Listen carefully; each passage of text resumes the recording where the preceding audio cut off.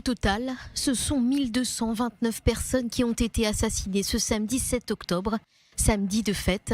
Tous les Israéliens devaient célébrer dans la soirée Simchat Torah, une fête considérée dans la tradition juive comme le jour le plus joyeux de l'année.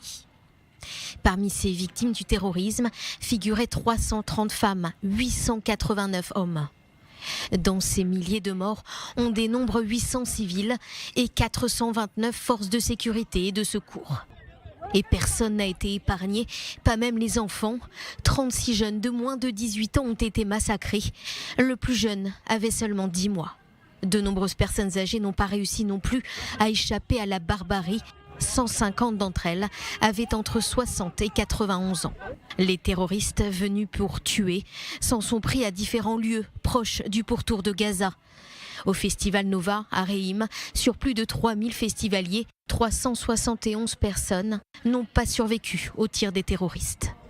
215 personnes ont été tuées dans leur maison et 13 retraités ont été massacrés lors d'une sortie organisée. Plusieurs kibboutz ont été sauvagement touchés, des maisons incendiées. Au kibboutz Be'eri, 82 personnes ont été tuées. Tout près de là, 54 n'ont pas survécu à Kfar Aza. 26 personnes ont été assassinées au kibboutz Nir Oz.